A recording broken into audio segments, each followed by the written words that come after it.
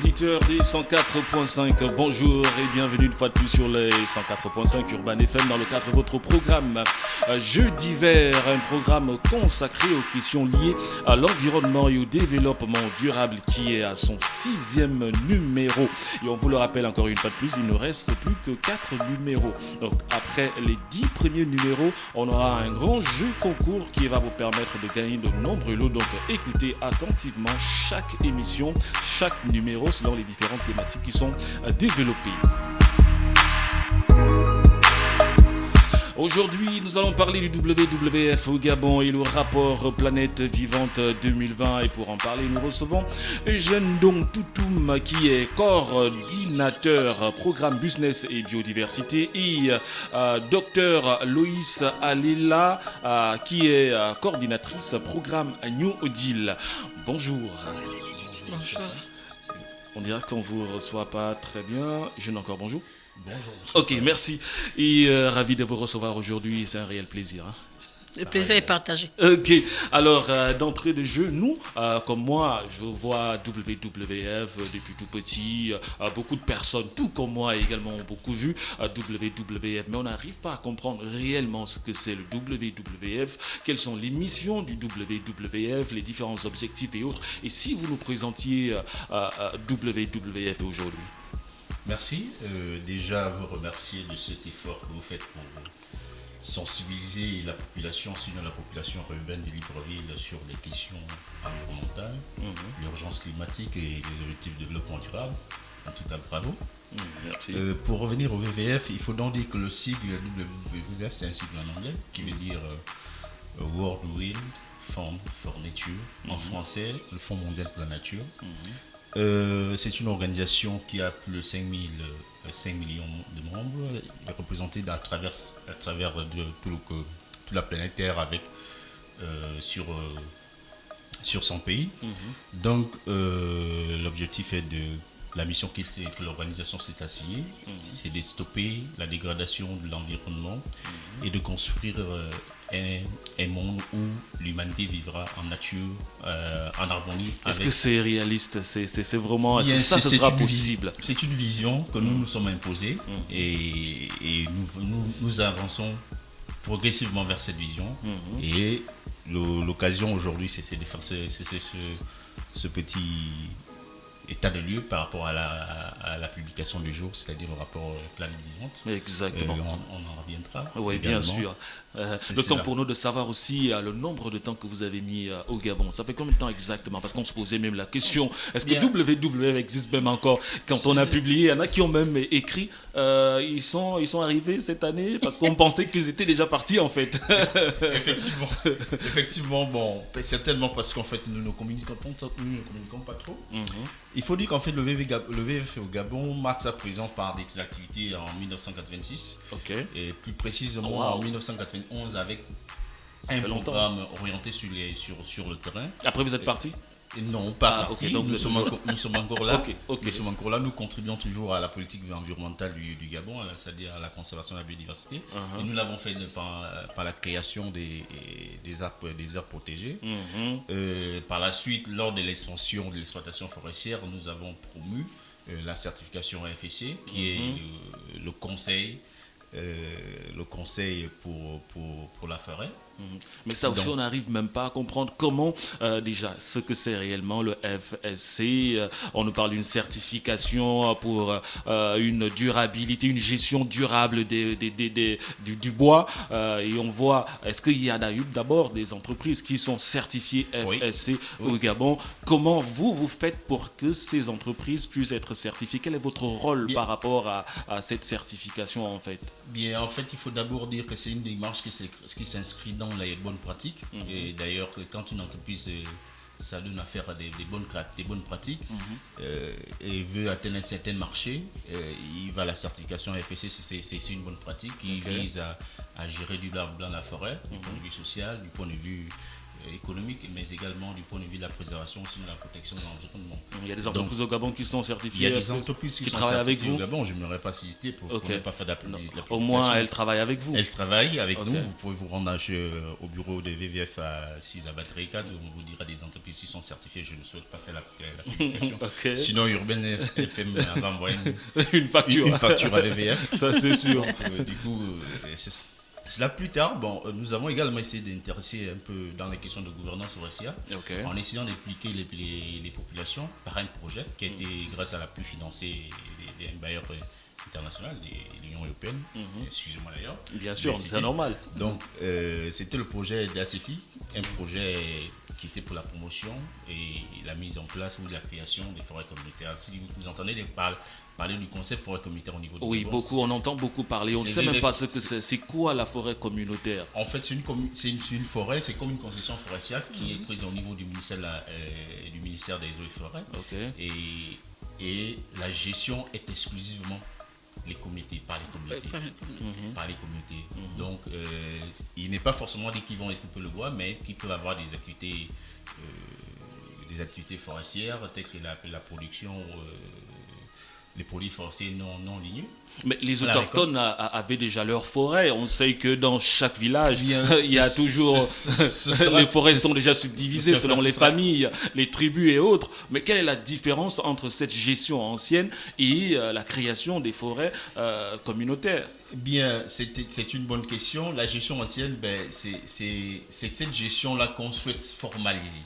C'est cela en fait, parce que je ne voudrais pas rentrer dans les questions juridiques, tout appartient à l'État, comme on a l'habitude de dire. Exact. Donc, du coup, on souhaite, la foresterie communautaire souhaite formaliser cette gestion ancienne des forêts et tirer du bon parti pour vraiment la préservation de cet écosystème.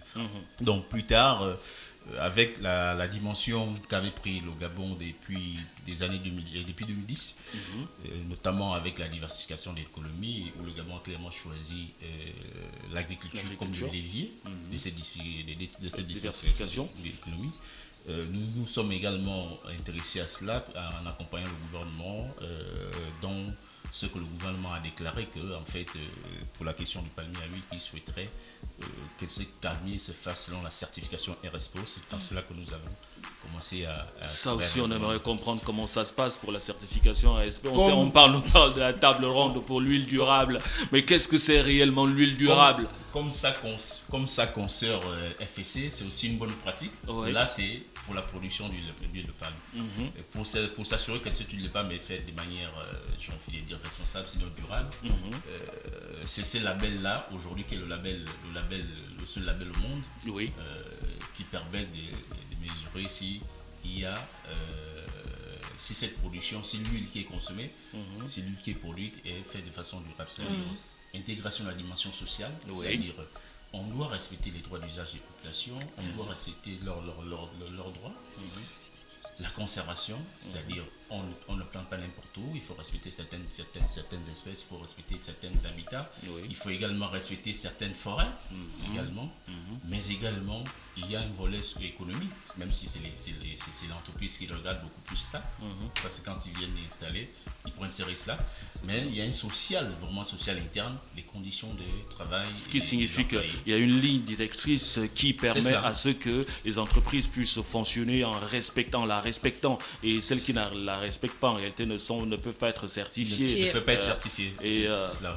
Ok, là on comprend mieux. Alors, aujourd'hui c'est le 10 septembre 2020, un jour particulier. On va également parler de votre rapport, un rapport qui se libère chaque 2 ans. Le dernier a été libéré il y a cela 2 ans exactement, c'était en 2018. Il s'agit du rapport Planète Vivante 2020. Et si on en parlait? J'ai envie de vous dire encore merci parce qu'en fait c'est le jour de lancement aujourd'hui. C'est le rapport qui s'appelle le rapport Planète Vivante. Nous sommes à la 13e publication. Depuis 1998, qui dresse un état de lieu de la biodiversité et de la santé humaine. Et de la santé, vous comprenez que le contexte avec la Covid-19, cela également a permis de mettre en évidence un certain nombre d'enjeux liés à la considération de la biodiversité La santé humaine. Oui, ça m'étonne bien sûr de voir même la sortie de ce rapport, puisque tout a été renvoyé à cause de cette Covid-19, mais heureusement, le rapport est là. Bien, en fait, le rapport a été sorti parce qu'en fait, c'est pour interpeller les décideurs de la communauté internationale. Vous êtes sans doute ignoré que chaque année, tous les décideurs mondiaux se retrouvent à l'Assemblée générale des Nations Unies. Le rapport a été sorti pour les interpeller, non seulement les leaders mondiaux, mais vraiment la communauté, j'ai envie de dire la population mondiale, qu'il y a un drame. Et je peux parler de drame, c'est pas cela, puisqu'en fait, le rapport établi par les scientifiques, par une base scientifique établit un déclin de la biodiversité des invertébrés de l'ordre de 68%. C'est énorme. Donc, il faut interpeller les décideurs. L'interpellation des décideurs va dans le sens de la révision, puis non de l'examen des politiques actuelles. Les politiques vont dans le sens de la gouvernance, vont dans le sens de la finance, vont dans le sens aussi de les marchés qui dit marché, voire les modèles de consommation, les modèles de production. Et c'est cela également, c'est la publication de ce rapport qui est une grande communication, j'ai envie de dire une campagne mondiale pour le WWF. Et ce rapport est également attendu par toute la communauté de la conservation, de la biodiversité, parce que c'est au moins une vue panoramique autant pour moi, merci Loïs, une vue panoramique de l'état réel de la biodiversité. À la fois, on saisit le contexte, parce qu'en fait, il y a une relation entre la pandémie, entre la santé humaine et la biodiversité. Exact. Il y a une relation entre ce que nous consommons, entre ce que nous avons. Par exemple, nous sommes dans le bureau aussi, tout est sorti de la nature. Donc, il y a le contexte, mais également il y a le fait que les décideurs mondiaux, et il y a un certain nombre j'ai envie de dire des forums où il y a des décideurs mondiaux qu'il faille interpeller, de revoir leur rôle, de revoir les politiques et de s'engager véritablement vers ce que nous appelons dans ce rapport infléchir, sinon réduire la perte de ces biodiversités par ce que nous proposons, un New Deal, People for Nature. Alors, New Deal, Louise peut quand même nous en dire un peu plus.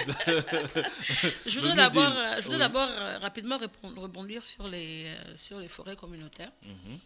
Il faut que le public comprenne que la création des forêts communautaires, quand bien même elles partent d'abord de l'existant et des habitudes et de la culture agricole que les populations avaient, cette politique de forêt communautaire est aussi et surtout pour freiner l'exode rural. Parce que lorsqu'on met en place des forêts communautaires et qu'on donne à la population la possibilité de gérer la ressource, d'organiser, c'est pas les vieillards qui le font, ce sont les jeunes. Donc, il y a beaucoup de jeunes qui ont tenté l'exode vers les grandes villes, Port-Gentil, Libreville, Franceville, et ces déplacements-là, justement, on s'est retrouvé avec justement des villages, des communautés villageoises, rurales, vides. Est-ce que vous comprenez? Alors, c'était aussi, et c'était une très bonne politique, je crois, de ramener justement cette jeunesse active-là. Est-ce que ça marche? Est-ce que cette jeunesse, finalement, est en train de revenir? Il y a quelques-uns qui comprennent, parce qu'en fait... Parce qu'on se dit, la vie, c'est en ville, en fait. On peut la vie en toutes ville, les entreprises sont en ville. Non, ça va à 100 à l'heure. Je peux vous assurer que vous arrivez en ville, la première année, vous êtes encore dans le flux d'être venu connaître la ville, d'être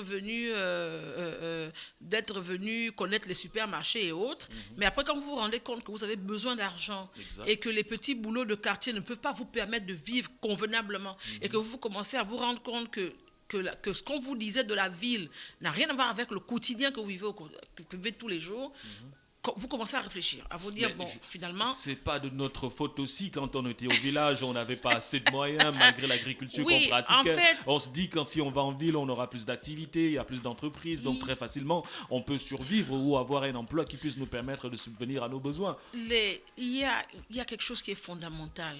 Qu'est-ce qui est proposé au village qui puisse nous permettre de quitter réellement la ville et revenir au village? L'être humain est pressé. tous autant que nous sommes, nous avons des rêves. Mais on ne peut pas réaliser nos rêves en un jour. Ça, c'est impossible. Et s'il y avait un message à donner à la jeunesse, c'est de leur dire qu'une chose est de rêver d'être riche. Une chose est de rêver de manger à sa faim.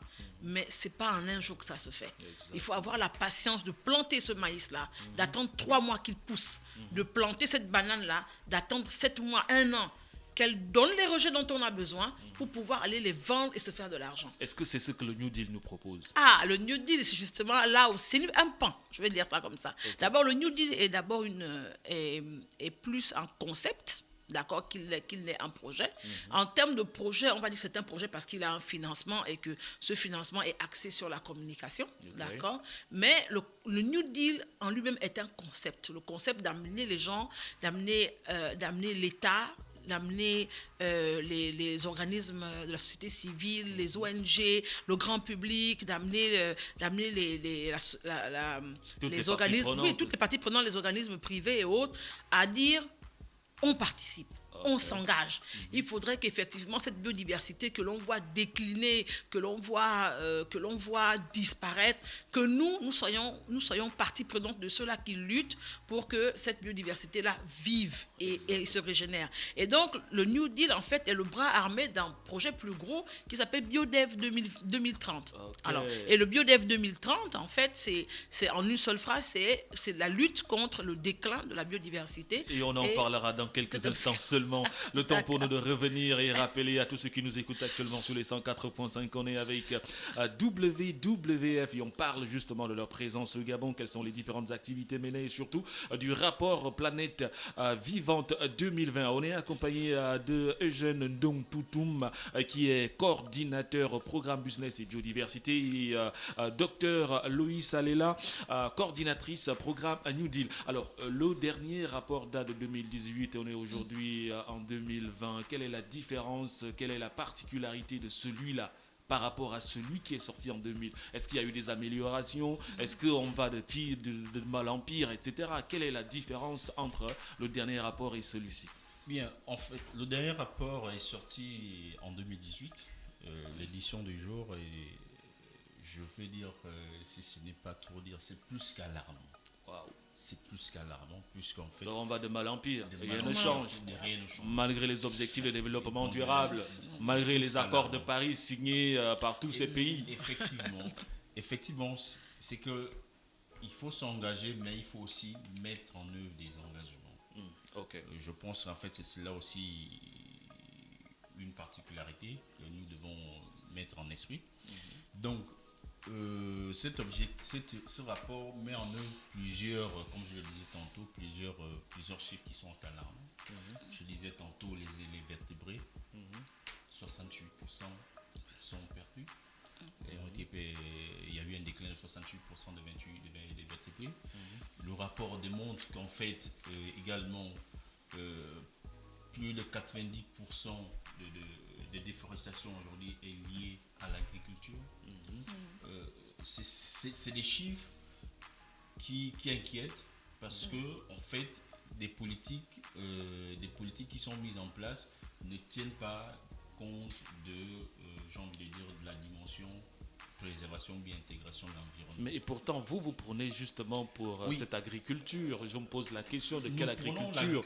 Il est clair que les gens doivent manger, ça c'est clair. Okay. Ça c'est clair. Mais on peut faire l'agriculture autrement. On peut faire une agriculture durable. Oui. L'agriculture durable, il y a des exemples. Il y a des exemples d'agriculture durable, il y a des modèles. On peut la faire. Mais ce qui est important, c'est que cela soit marqué déjà dessous dans les politiques. Comment faire pour mettre en pratique justement cette agriculture durable? Simplement, il faut dire qu'en fait, il y a quelque chose d'intéressant qui se fait, il faut le dire, il faut le saluer au niveau du Gabon, qui essaie de faire par un instrument aujourd'hui qu'on appelle le plan d'affectation des terres, de chercher des terres qui tiennent à la fois la dimension préservation de la forêt, la dimension préservation de la biodiversité, mais également nous avons besoin de manger. L'aspect économique.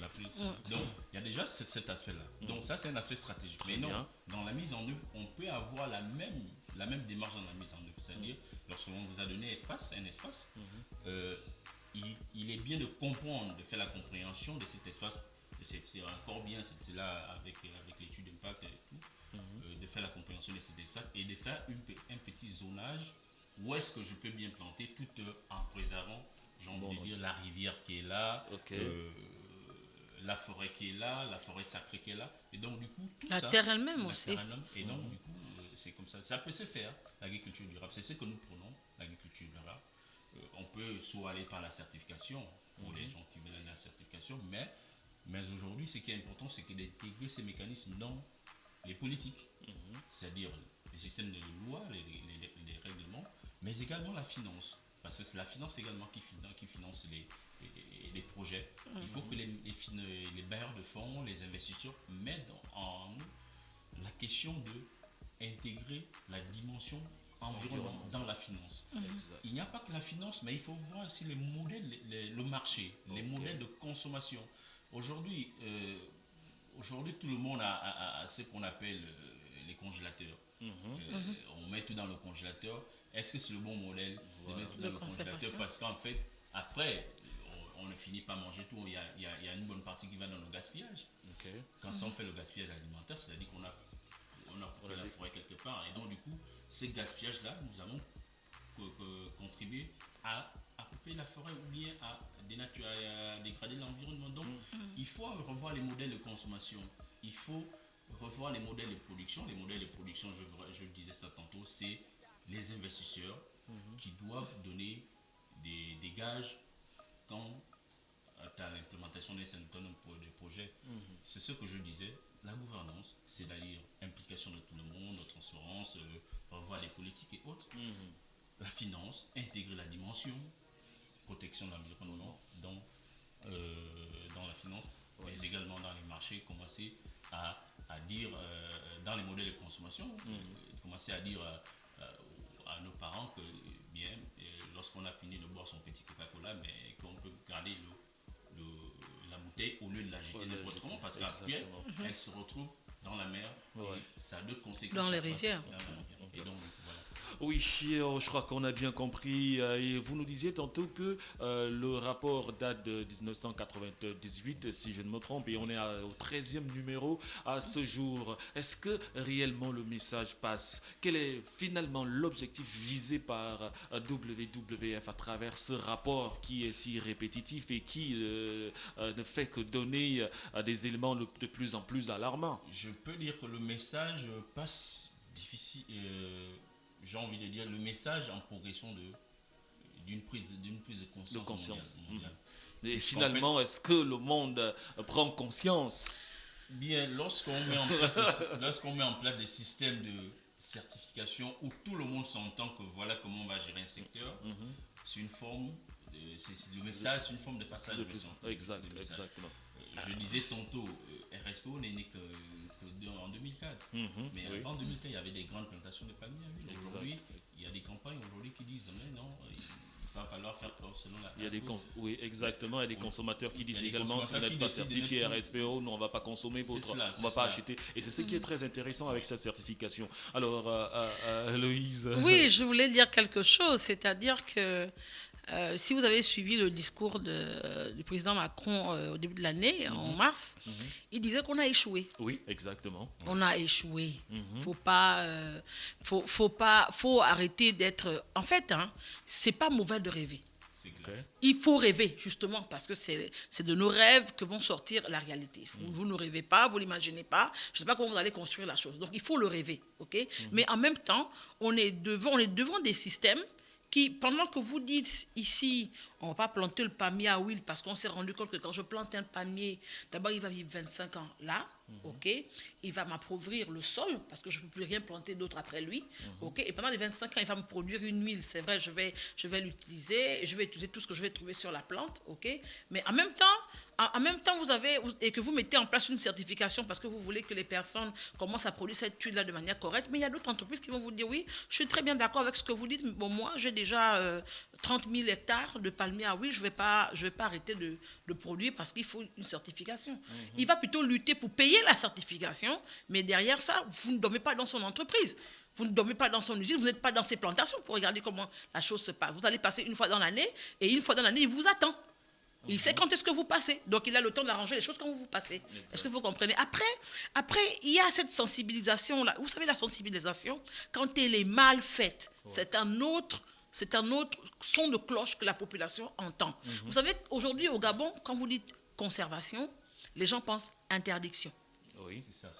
C'est la première chose, d'accord? Dès que vous dites conservation, préservation, ils disent, ouais, interdiction. Vous voulez nous empêcher de faire ceci. Vous nous empêchez de pêcher, de manger. En fait, vous voulez seulement nous tuer, quoi, c'est tout. Entre-temps, chez les autres, on pêche, on mange. Vraiment, c'est ça.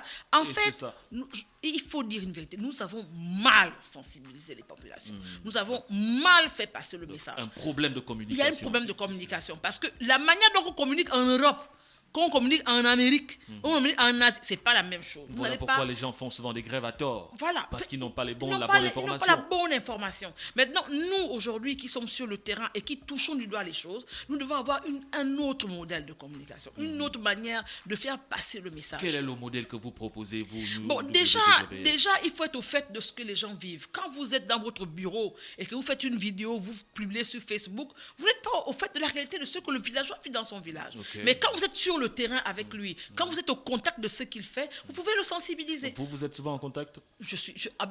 Étant vétérinaire de formation, je suis tout le temps sur le terrain parce que je côtoie les populations, je suis dans les villages, je suis dans les communautés de pêche. Et donc, après, quand vous discutez avec les gens, vous pouvez leur dire, quand un pêcheur va à la mer, je vous prends l'exemple de pêche parce que je suis dans le secteur depuis des années, quelqu'un va à la pêche et qu'il revient et que vous lui dites que quand il est allé pêcher, il ne peut plus aller pêcher dans telle ou telle zone, il faut lui expliquer pourquoi. Okay, ça fait des années qu'on essaie de sensibiliser pour dire que non, attention, il y a tel endroit, on ne va pas y pêcher parce qu'en fait là-bas, il y a la reproduction des poissons. Si tu pars ramasser les alevins ou tu pars ramasser les adultes, toi-même tu n'en auras plus. Prochainement. Voilà, ok. Mais ça a été beaucoup, c'est parce que sur le coup, quand on a commencé cette sensibilisation-là, on a commencé en frappant, on a commencé en collant des amendes.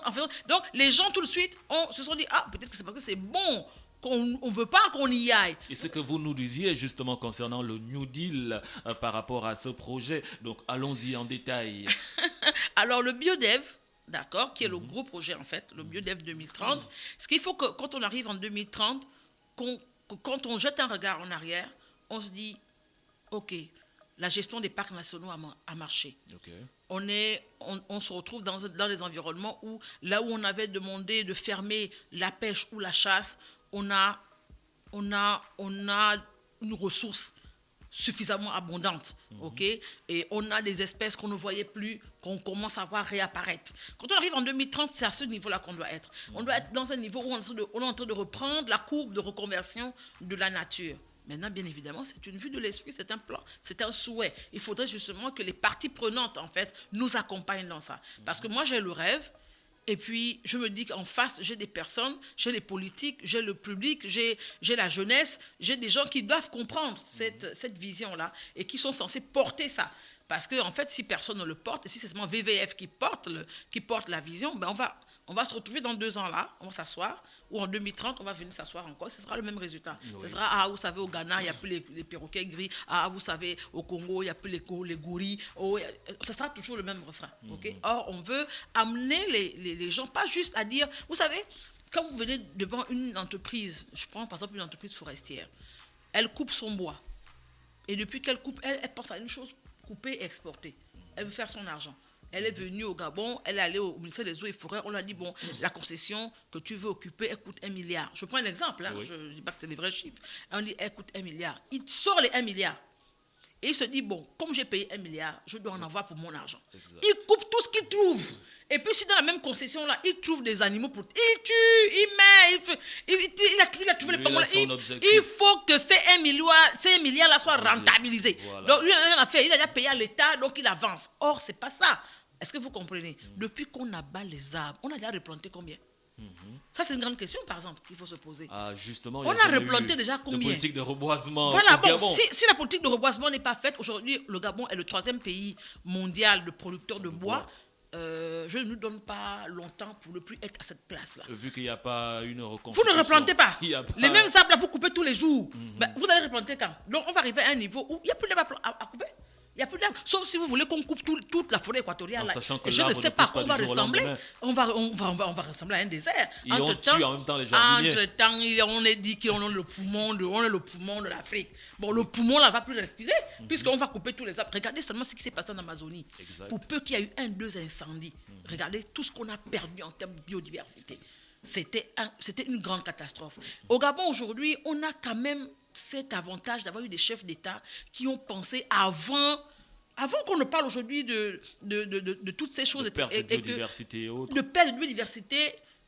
Avec la création des parcs. Avec la création des parcs nationaux, avec la création des aires marines protégées, on a pris de l'avance. Okay? Mais ça ne veut pas dire que parce qu'on a pris de l'avance, qu'on se repose sur ses lauriers, qu'on se dit, bon, bah écoutez, nous, la biodiversité chez nous, elle va bien, donc bon, enfin, on peut toujours abattre. Non, ce n'est pas ça. C'est qu'on doit continuer, pas continuer à serrer, à visser, mais à faire comprendre à la population que quand on préserve là, si on dit par exemple que la chasse est fermée par exemple sur 2 mois, respectez ça.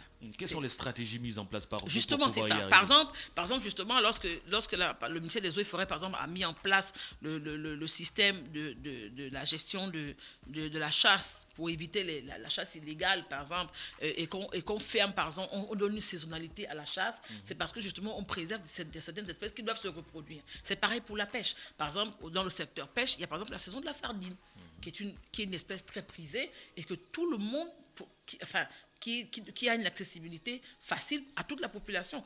Si vous n'avez pas les moyens d'acheter le bar, au moins la sardine, vous allez l'acheter. Donc cette sardine-là, elle se reproduit à une certaine période. Donc quand on ferme la saison, c'est pour permettre à cette espèce-là de se reproduire. Donc, par exemple, le système donc, de faire des périodes de fermeture de chasse, de fermeture de pêche, de créer des concessions de forêts communautaires, justement pour que les personnes comprennent que dans ma forêt communautaire, il y a des endroits que je ne peux pas toucher. Je fais par exemple un système de jachère. Je plante ici cette année et puis l'année prochaine, je plante là-bas pour donner le moyen à cette terre qui est ici de se régénérer. C'est une bonne chose. Et vous disiez tantôt que pour le concept New Deal, il s'agit de travailler avec toutes les parties prenantes. Toutes les parties prenantes. Ma question est celle de savoir comment, par exemple, les populations vont s'impliquer réellement, les associations, quels sont les éléments mis en place qui vont leur permettre de travailler et de prendre conscience. Parce qu'une chose est sûre, on va toujours se poser la question, on gagne quoi? Ça, c'est une question fondamentale. Et déjà, pour répondre à ça, le WWF a essayé d'abord de regarder d'abord la population. Vous savez, quand on parle de sensibilisation, il y a un langage que vous utilisez. Et donc, si vous utilisez ce langage-là, vous devez comprendre que la population en face de vous doit avoir accès à ce langage. Parce que si vous me parlez une langue que je ne comprends pas, je ne pourrai pas capter, je ne pourrai rien faire. Alors, donc, la population de la jeunesse chez nous, c'est quoi? C'est de 15 à 50 ans. Je ne dis pas que ceux qui ont 55 ans ne sont pas jeunes, excusez-moi. Hein? Ce n'est pas ce que je dis, mais je suis en train de dire que les 15 à 50 ans sont la frange de la population qui est d'abord plus nombreuse, parce que la population gabonaise est à 80% très jeune, d'accord? Et c'est la frange de la population qui est très active, d'accord? Donc, on a essayé déjà au travers du Conseil national de la jeunesse et d'un de ses bras armés qui est l'AISEC, okay, de créer une convention, un partenariat pour pouvoir avoir accès à cette jeunesse-là au travers des universités, des écoles, pour pouvoir commencer des programmes de sensibilisation, réorienter la sensibilisation. Et avez-vous pensé également à l'aspect de religion religieux? Parce que je vois déjà en 1986, il y a eu un partenariat entre WWF et les religieux à travers le monde pour intégrer l'aspect de protection de l'environnement et de l'écologie. Est-ce qu'au Gabon également, vous avez intégré la religion? C'est dans ce programme, en fait, qu'on est en train de développer, parce qu'il faut vous dire que... On voit beaucoup plus l'école, c'est toujours... En fait, je n'ai jamais entendu parler de la religion. Pourtant, on assemble plusieurs personnes, de nombreuses personnes et de tout âge confondu dans des églises. Comment intégrer? Ce qui est intéressant, que vous l'aviez déjà fait. On l'a déjà fait, mais après, il faut comprendre que la religion et la politique ont pris un pas important dans nos pays. Est-ce que vous comprenez? Et celui qui gère les âmes à l'église gère un pan de la politique. Exact. Nous sommes une ONG, nous sommes apolitiques. Vous savez, quand vous commencez à toucher à un pan qui peut avoir une connotation politique, à ce moment-là, votre message est biaisé. Donc, c'est toujours avec des pincettes qu'on a bien envie d'avoir accès, on a bien envie de passer un certain message, de discuter avec les gens, mais on s'est dit, Commençons par la jeunesse. Il ne s'agit pas d'aller aussi à l'église, aller communiquer, mais plutôt de travailler avec les principales personnes, les représentants qui vont faire passer le message de manière subtile. Puisqu'on est déjà en train de toucher... C'est une forme de sensibilisation. Oui, mais comme on est en train déjà de toucher les ministères, et c'est vrai, ce que vous dites est tout à fait vrai, et je crois que je vais l'intégrer à mon système de communication, puisqu'il est tout à fait vrai que nous passons par les ministères, ok, et par les chefs de tutelle, justement, pour avoir accès, par exemple, aux entreprises privées, parce qu'aucune entreprise privée ne s'installe si elle ne prend contact avec si elle ne prend contact avec son administration de tutelle. Donc, autant c'est vrai que si le clergé du Gabon est sensibilisé et touché, ils peuvent, au travers donc de leur prédication, de leur réunion. On est arrivé au terme de cette émission. Avant de prendre votre mot de la fin, il y a une autre question quand même qui me taraude forcément l'esprit, celle qui concerne les organisations de la société civile, les populations et autres. La question est celle de savoir comment vous faites pour travailler avec elles lorsqu'elles ont des projets qui vont dans le même sens que vous. Ou encore, quels sont les types de projets que WWF finance? Parce que j'ai vu également que vous financez plusieurs projets, plus de 1300 projets que j'ai vu que WWF a financé à travers le monde. Concernant le Gabon, est-ce qu'il n'y a pas une possibilité de financer également des projets? Si oui, comment et quel type de projet financez-vous? Je vais d'abord dire merci de cette question. Peut-être c'était la question que les auditeurs entendaient. Bien sûr, c'est sûr qu'ils ont déjà pris le nœud du problème. Ils vont noter que on va faire des projets là aujourd'hui. Bien sûr, c'est important. Ça vous permet de maximiser en même temps. Pour localiser d'abord VVF, le WWF étant pour moi, parce que VVF c'est notre langage interne. Ok. Nous sommes situés à Batterie 4, en face de l'école. Oui, ça aussi, on comprend pourquoi. Parce qu'on ne vous voyait plus. À lui. On ne voyait plus à lui là. Oui, on n'est plus à lui. Non, c'est vraiment vrai, ils ne sont plus là. En face de l'école conventionnelle. Au bout de l'impasse et Jeune à Mogo. Bien, tous ceux qui veulent bien discuter avec VVF, il faut passer à cet endroit. Pour revenir au projet, c'est quelque chose qui nous tient à cœur parce qu'en fait, on a constaté qu'il y a ce penchant-là de la société civile qui est en marge et qui ne bénéficie pas souvent cet accès-là au financement, comme vous l'entendez dire. Je l'ai dit au début de l'intervention, c'est que nous sommes disponibles, nous sommes libres. Vous pouvez venir au VVF, discuter avec nous et voir des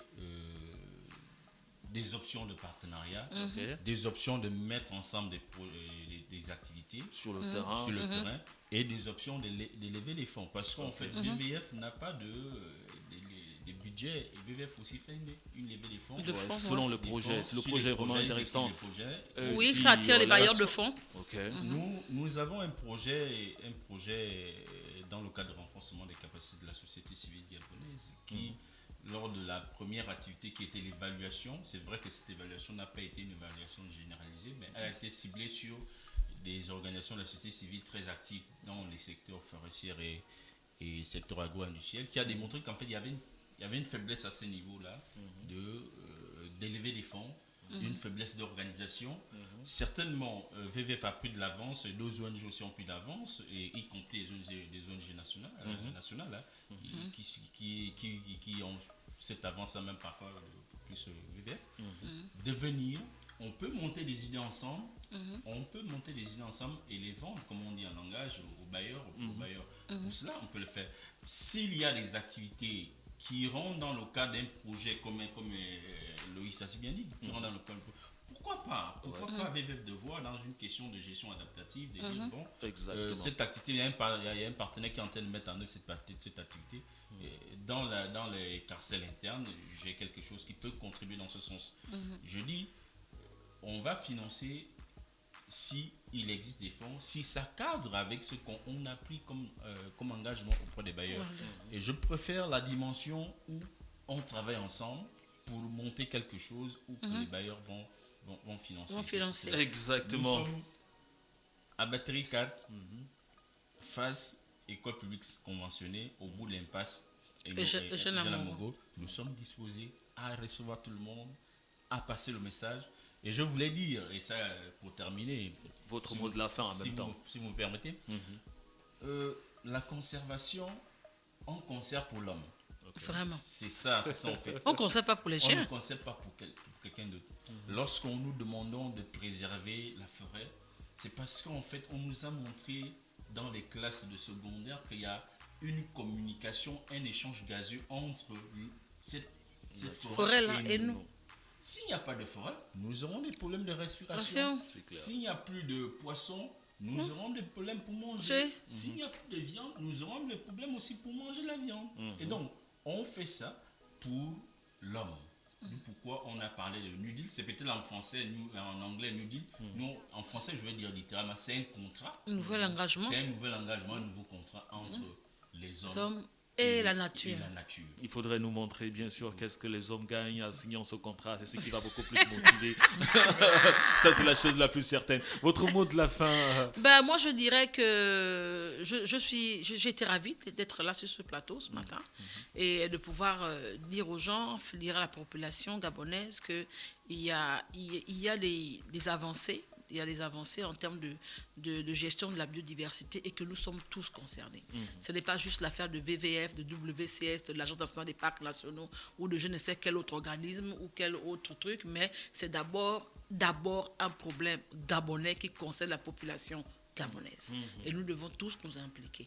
Parce qu'en fait, si nous ne nous impliquons pas, ça va être comme on a l'habitude de remarquer, telle espèce a disparu. Ah oui, mais avant, à l'époque de mon grand-père, on mangeait ça, mais depuis que d'autres gens dans la forêt, ils viennent prendre ça, mais tu étais où quand les gens rentraient dans la forêt là? On t'a demandé d'être là pour faire la gestion communautaire de l'espace, pour que tu puisses dire aux gens que non, moi, dans notre forêt là, il y a des espèces qu'on ne touche pas. Exactement. Voilà. C'était Dr Loïse Alewa, qui est coordinatrice programme New Deal, qui était accompagnée de Eugène Dong Toutoum, coordinateur programme business et biodiversité.